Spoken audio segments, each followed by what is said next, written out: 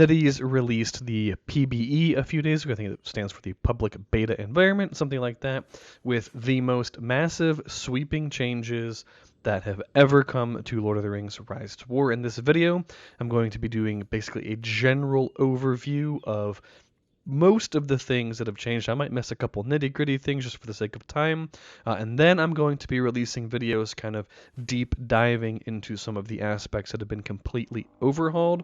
Let's get into it. The first and probably overall most impactful change is that no longer are armies led by one commander with 3 troops. You now have a formation, as they are calling it. Each march is made up of 4 formations. Each formation is 1 commander and 1 type of troop. A picture is worth 1,000 words, so let's just go ahead and pull one up. You start out by assigning the primary commander of your march. So in the first formation, this is an important thing to note, is that if this commander dies, and we'll talk about commander health here in a minute, if this commander dies, your march cannot move other than to go back to base, I believe is going to be the mechanic, because now you have to heal commanders and stuff as well. You assign your primary commander whatever troops you want to give them, and then you can assign at barracks level 11, I think it is, you get your 4th commander per march. Basically, as your barracks level increases, you get to add more and more commanders, aka more and more formations, I should say, to each of your marches. So, for example, for now, since I have a max level barracks, I can put any 4 commanders that I want and assign each one of those commanders 1 type of troop. So that looks pretty solid, right? We have a Theoden with not cavalry. We have Radagast with some elves. Yeah. The other thing that I should show you guys while we are here is that there are now 3 types of unit sizes: small, aka infantry; medium, generally speaking cavalry; and large, Mumakils, dragons, and all the large units that we all know and love. And if you make your entire army, if all 4 of your formations have the same size of unit, you get some type of buff for that army. So for a small army, we're getting +10 attack and +10 speed on all of our units. Additionally, there is now a size countering system. Medium units counter small units counter large units, and then large units counter medium units. We don't know the exact bonuses that kind of go along with that, but that is what they've put into the game, and so hopefully people will be able to figure out like what exactly is that bonus, how impactful is it. And one curious thing that I want to explore is whether or not it's even worth making sure that your march is all the same unit size. Maybe it's just more important to have your best commanders with whatever units they are best with. We don't know yet. There is a ton to explore. Speaking of things to explore, the commander skill trees have been overhauled. Generally speaking, most of these skill trees are quite similar. The first thing you'll notice is that there are no more sub-skills. All of these have been rolled into the title skills, so every single commander now just has 4 skills that you can invest points into. And each skill level now requires 3 skill points. So if we look at my level 40 Gandalf the White here, I have invested a total of 28 skill levels, which is something like 80 whatever points. I've also put 1 point into Power of Bloodline, just because I had 1 point left over, and this cost 3, so I couldn't do it yet. This is an alternate thing that you can dump skill points into as well. I'll gonna do a deep dive video on the whole new commander like rarity and respect system. All that got overhauled as well. But for planning purposes, for you theory crafters out there, at level 50 and max respect, you will have a total of 95 skill points is what it comes out to be. So 50 from levels and 45 from respect. That doesn't mean commanders go up to R45 now. Just the whole system has changed. I'll do a deep dive video on it, so don't worry about that for now. I did mention commander health earlier. Commanders are now basically like hero units, I think is the best way to describe them.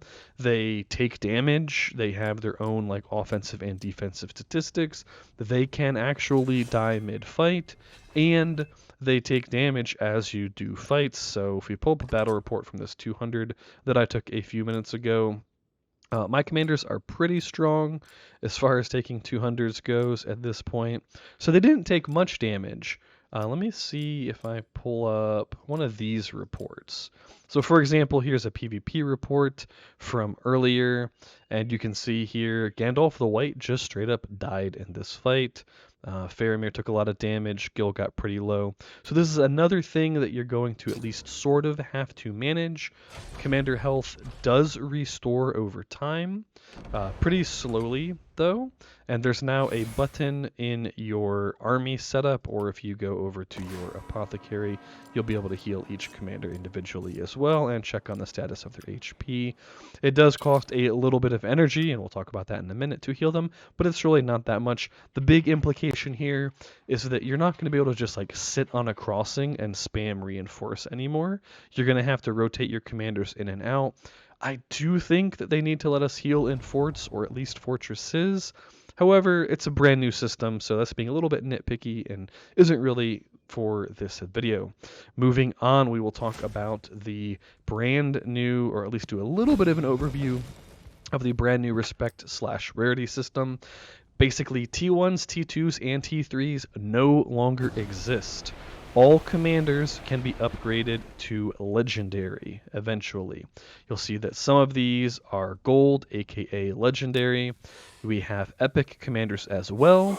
Once you hit a certain respect level, new respect level I should say, you can upgrade your epic commanders into legendary ones, and going all the way down the list, even poor old Ori, who is currently a quote-unquote mighty commander, given enough investment, I would be able to eventually pump him up into a legendary commander. Basically, the takeaway from this is all commanders are on an equal playing field now. No more T1s, no more T2s, no more T3s, and eventually, given enough time and investment, you can upgrade your favorite commander, no matter who they are, to become a legendary commander. Each different, I'll call it tier, between like, I'm just going to call it blue, purple, and gold. That's a little bit easier than using the actual names. Each tier comes with a stat boost. So theoretically, your T1 Ori could be just as powerful as formerly T3 Galadriel, because he can get upgraded all the way to legendary status just like Galadriel can. Moving on, we will talk about, I don't know why I clicked that button, the new equipment system. There are, at least as of now, no more refines. You will see that none of this beautiful upgraded gear that I have, except for the uniques, they're probably going to overhaul those, I would guess. I don't have knowledge of that, but I think they will. None of these pieces of gear have refines, and that's not because I can't refine them, it's because refines do not exist. The important thing when it comes to gear now, if we pull up a list of all the possible skills, all skills can come on all gear now. Golds, purples, blues, doesn't matter. Every single piece of gear, also does not matter the base item. Every single piece of gear can come with any of these skills, and you're going to notice a number next to these skills. Some of them are 4 and some of them are 2. If we go ahead and take a look at one of my marches, you will see that I have given Gandalf the White the Lore of the Arcane skill, and you can see here it's denoted 4 of 4. Skills on gear now come in like gear sets. In order for Lore of the Arcane to be active on Gandalf the White, all my pieces of gear must have Lore of the Arcane on it. I don't think any of my current commanders have 2-piece bonuses. There are a few 2-piece bonuses running around out there. Let me see if I can remember what one of them is. Oh, for example, Fortitude of Men. The thing to note about these is that you cannot stack 2 of the same 2-piece bonus. So you could not have 2 Fortitudes of Men, you could not have 2 Mights. So basically you're picking between one skill that requires 4 pieces of gear, or you are picking between 2 skills that require 2 pieces of gear each. Additionally, all of the stats on gear have been entirely overhauled. I'll probably get into what each of those does in like an actual gear breakdown video, but all the stats are brand new. So it was actually really hard when I was gearing out my commanders because like I'm just kind of trained in my brain to be like, oh yeah, it's Gandalf the White. He wants a mithril coat, of course, you know. But in this case, not necessarily, because the Ranger Shroud is actually a pretty solid piece of gear for him. And it had the skill that I wanted. The other thing that you will probably notice right away is that uniques now have their own gear slot. This means I'm able to equip Glamdring, which is normally used in the weapon slot, as well as an Elven White Knife. I think I just saw my XP go up. Did I just get attacked? I did get attacked. Oh my goodness, this guy's attacking me like 100 million times. Dude, I'm trying to record a video here. Rip, I guess I died. Yeah, you know what? The reports are not in the in the scope of this video.